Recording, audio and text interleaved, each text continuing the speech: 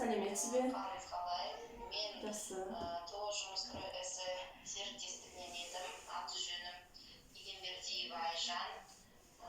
Сол салада бухгалтер болып істеймін. Сізге сұрақтарым бар еді, қойсам болады ма? Иә, әрине, Айжан, қойыңыз сұрақтарыңызды, сұраңыз.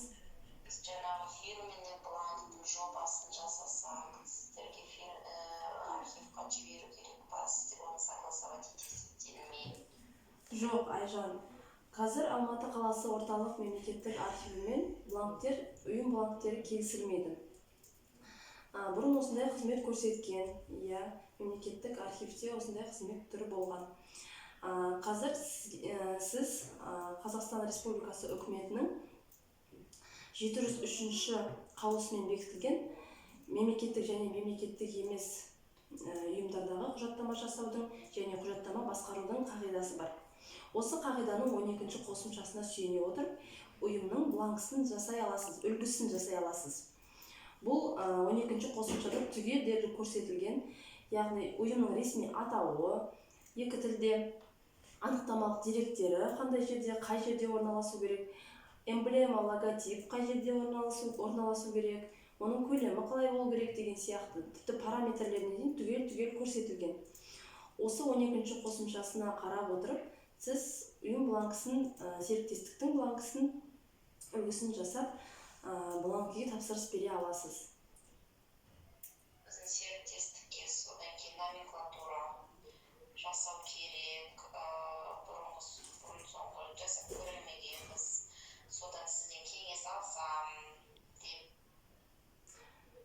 Номенклатураны жасау үшін сіз Мәдениет және спорт министрлігінің нөмірі 263-ші бұйрығымен бекітілген арнайы тізбені қолданысқа ала отырып істер номенклатурасын құрастырасыз. Істер номенклатурасы дегеніміз ол білетін шығарсыз, басшылықтан бастап барлық бөлімдердің құжаттары түгел қамтылады, істер номенклатурасына енгізіледі. Олар арнайы жүйелендіру бойынша сол реттілікпенен барлық істер оған енгізіліп, ондағы істердің құжаттардың сақтау мерзімі, индекстері көрсетіледі. Және бұл істер номенклатурасын жасағаннан кейін сараптамалық тексеру комиссиясына, яғни Алматы қаласы мәдениет басқармасы жанындағы сараптамалық тексеру комиссиясына ұсына аласыз. Бірақ та жауапкершілігі шектеулі серіктестік, яғни сіздер мемлекеттік емес ұйым болғандықтан дұрыс құрастырып, өздеріңізде қолданыста сол бойынша жұмыс жасай берсеңіздер де болады.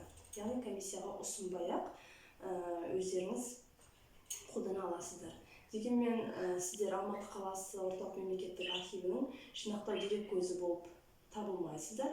Серіктестік архивтің жинақтау дерек көзі болмаса да, біздер архив қызметкерлері сіздерге әрдайым әдістемелік кеңес беруге әзірміз. Сіздердің құрастырып болғаннан кейін номенклатураңызды көрсетіп, тексертіп алсаңыз болады.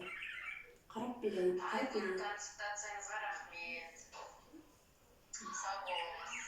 Жақсы, сау болыңыз. Сізге де рахмет.